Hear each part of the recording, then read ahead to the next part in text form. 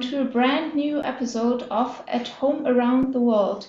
My name is Annika, and together with my colleague Christiane, we will leave Europe again today to the northern coast of Africa, to Tunisia. Christiane.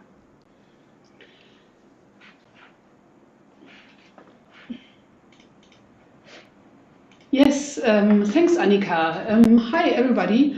We are indeed very happy to have today with us Sami Essid from Tunisia. Sami is the president of the Tunisian NGO Club Culturel Ali Belouan, shortly CCAB. CCAB is already active since 1977 and has several branches all over Tunisia. And the main aim of CCAB is to support young people to engage in active citizenship. Sami, very welcome to you. It's very nice to have you here. And the first question to you comes from Annika today. Yeah, hello, Sami, also from me. Thank you for being here today.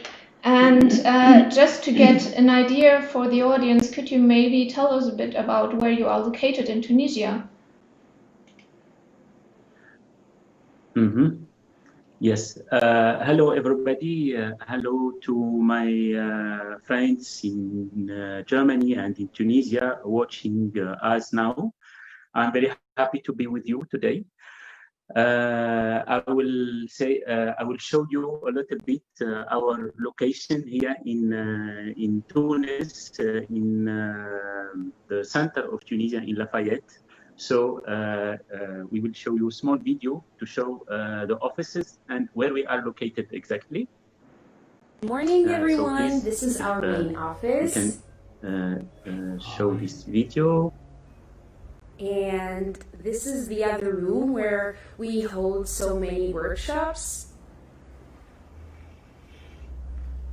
We have our, the other room where we use the digital tools.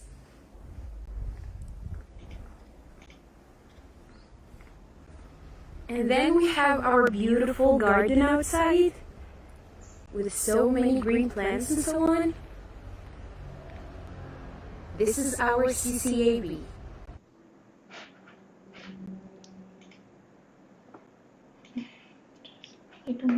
Thanks, Sami. That looks really great. Especially we envy the beautiful garden. To go on with asking you how you feel in Corona times, it would still be interesting for our audience to know what CCAB is doing in normal times. Maybe you have some examples of projects you did before, or the way of working before.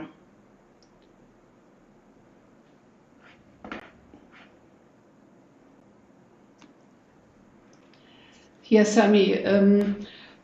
We know that life has been very problematic in Tunisia. For 3 months, you had a complete lockdown. People were only allowed to go out for work.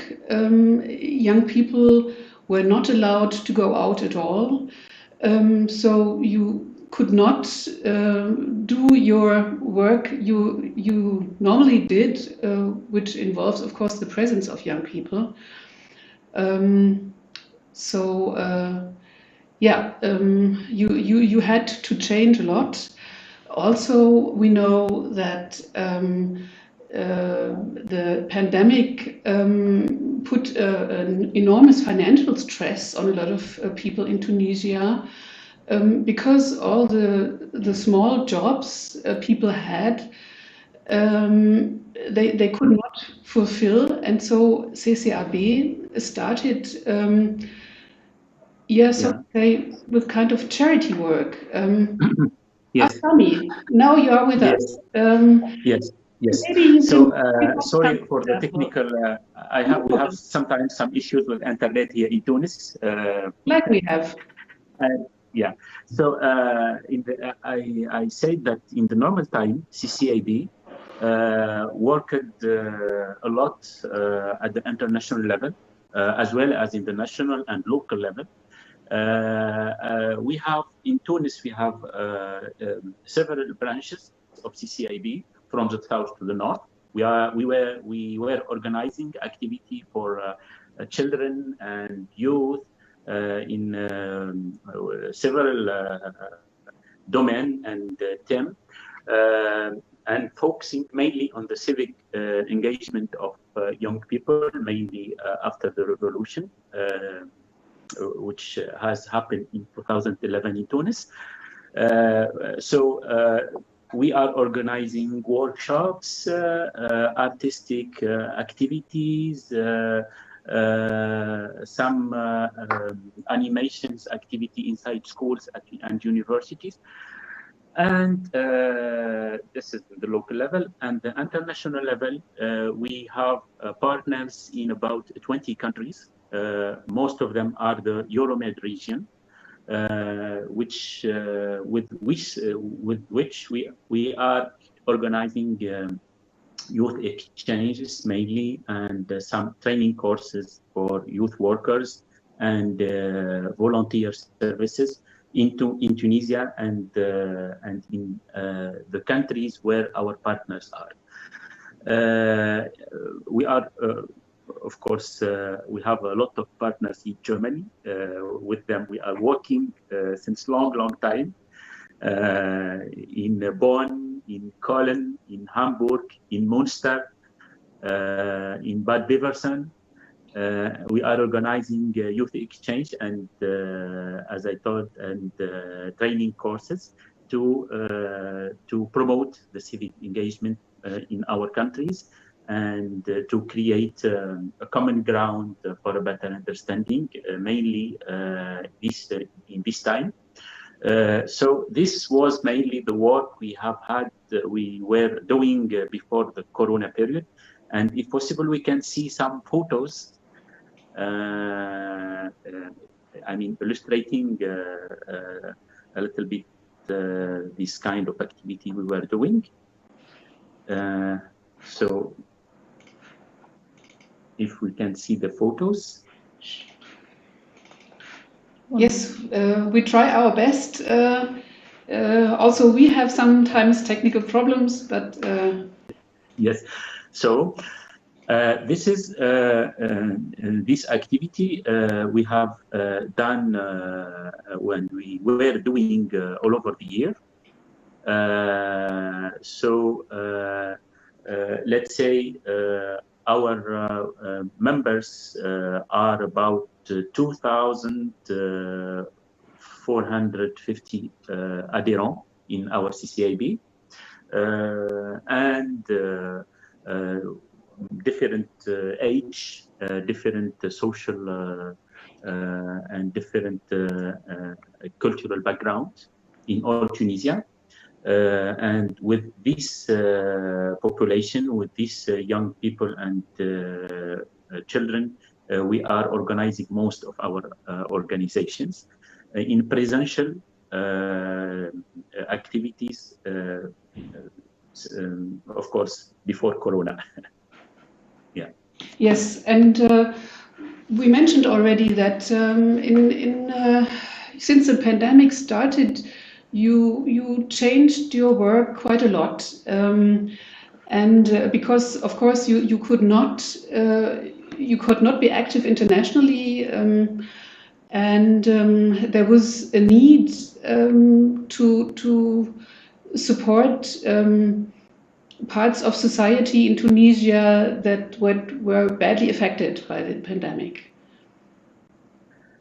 Yes, you are right. Since the pandemic, and mainly during the lockdown of the first lockdown from March to let's say June, of course, our organization CCIB, as well as other organizations in Tunisia, we have directly choose to engage ourselves to help to help the authorities and to help the administration in Tunis to work against the pandemic. And let's say that personally, I was very surprised, positively surprised how our young people perceive this engagement, how they react positively and without limits to help this to help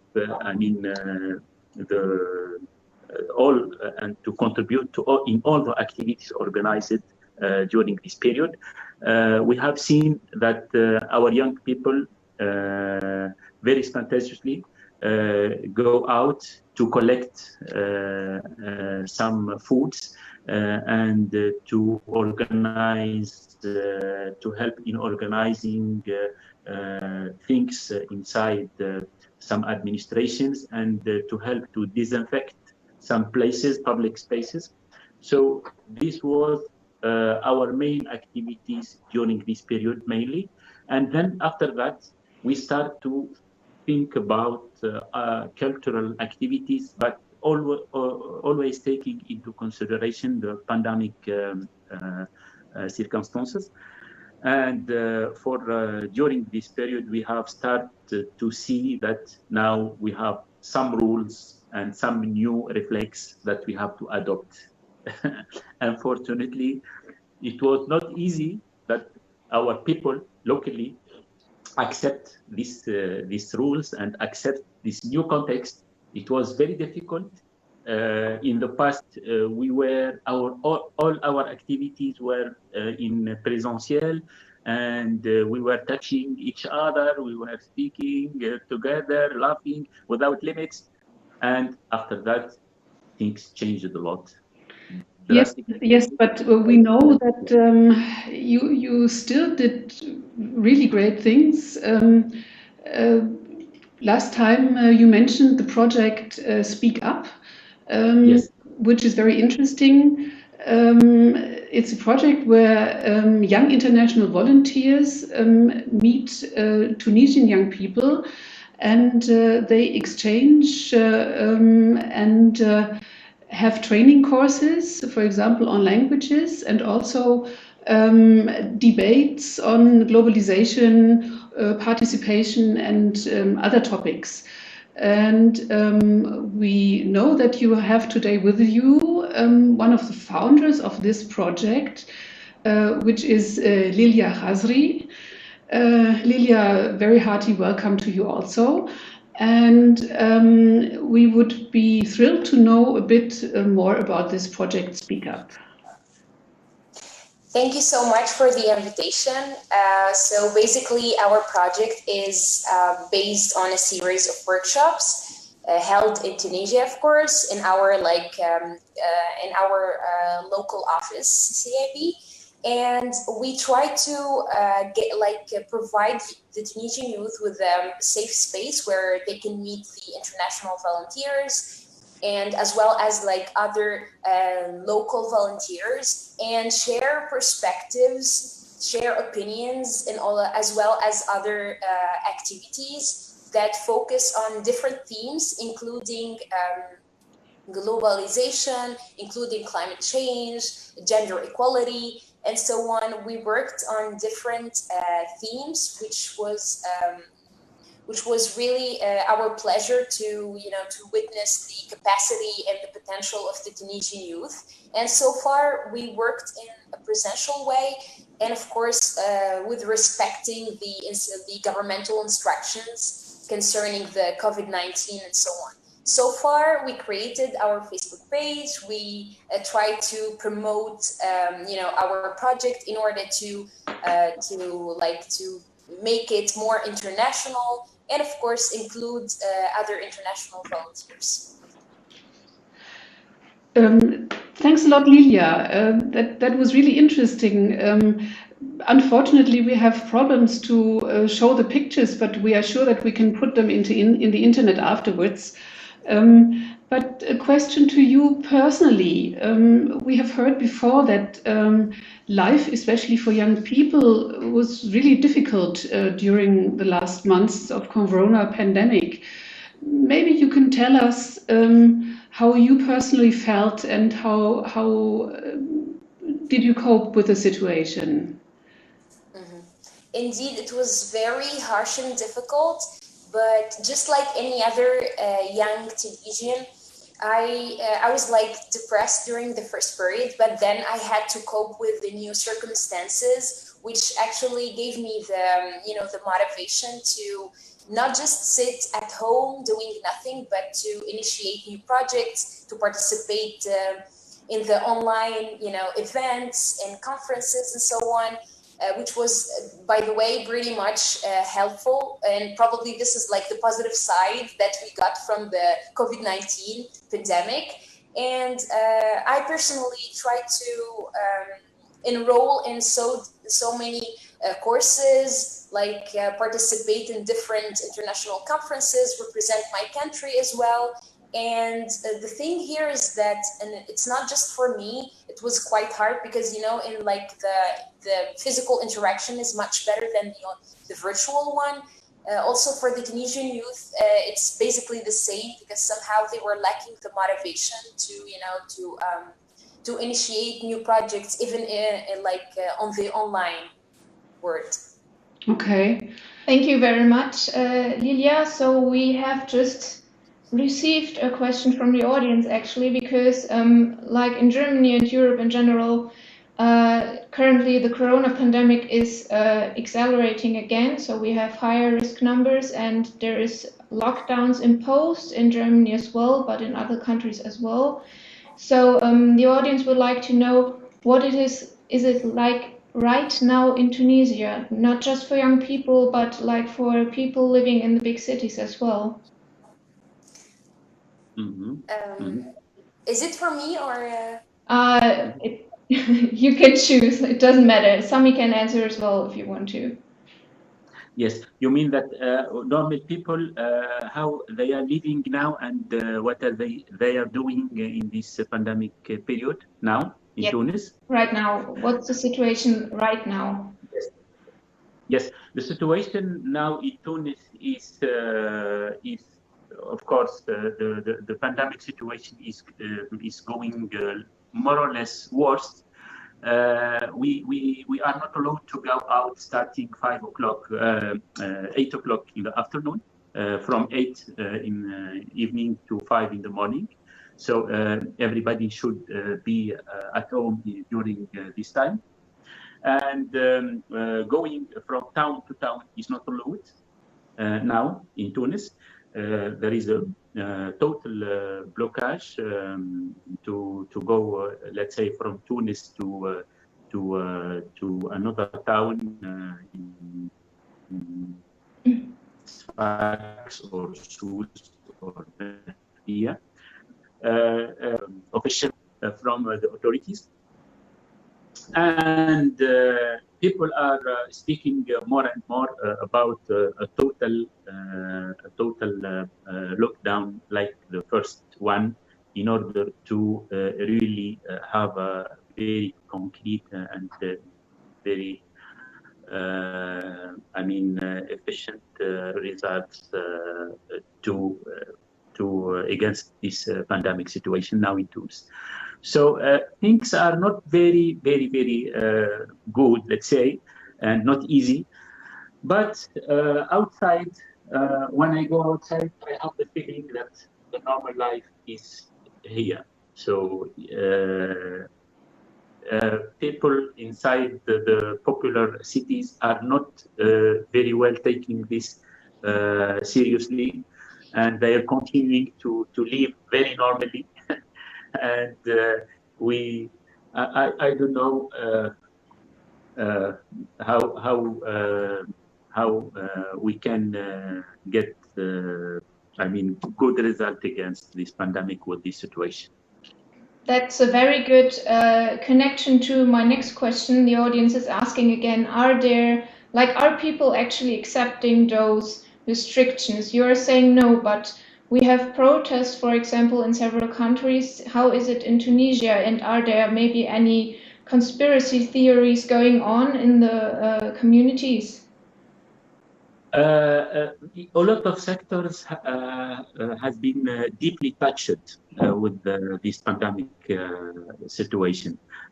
We see time to time uh, uh, some manifestation from, let's say, the owners of coffee or restaurants or some sectors working directly with people who are claiming always that their business is going down and down, and they are facing a lot of problems, and they are also letting workers in a situation of jobless more and more. And they are asking the government to take their responsibilities about this. But in the same time, everybody is conscient that that we have to be very strict in order that we can face this pandemic situation efficiently. This is a dilemma, and a lot of Tunisian people are asking and are not able to have a good, the right answer and the right position for that. And till now, we cannot say that we have found a solution in Tunis. It's a very confusing situation. Yes, actually, Sami, we face a bit of the same situation. I think in Tunisia you have a lot more challenges because of the financial situation, economical situation. But I still stick to what Lilia was explaining about the situation of young people especially. And Lilia, I would like to ask you, you told us that also you were a bit reluctant to go over to the online formats. But I would like to ask you, do you see some advantages of that? I mean, do you see that you reach other young people maybe in your work? Is there a difference? Yes, definitely. Actually, before when we used to, like for example, organize an event at the local level, we we didn't reach more international people from different backgrounds, different cultures, and also as well as different countries. And now, like through the online meetings, the online conferences, forums, and so on, we are quite able to reach so many people from different countries, which is really, this is like the best thing about the online format, which also provides us with the tools as well as the opportunities to speak with other people, to explore our knowledge about the other cultures, as well as to even to participate in forums that we wouldn't get accepted in, or like that we wouldn't travel to that place to participate in, and so on. So this is definitely the best part about the COVID-19 pandemic, which is the online format. Wow, that sounds great. Thanks a lot, Lilia, for this hopeful aspect of the whole crisis situation. Well, of course, nobody knows how long this pandemic is going to accompany us, and we don't know how it will affect us. But we are sure that we will have to adapt our work in one way or the other.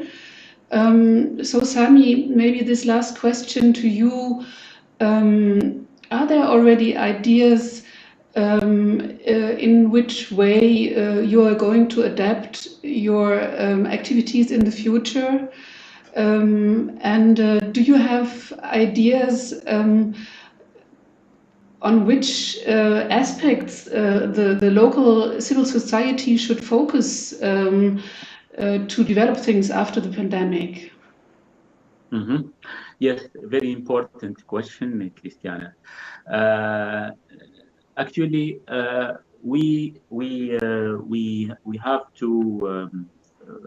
have to be convinced, all of us internally in CCIB, me and my colleagues, that we should be 100% be flexible now.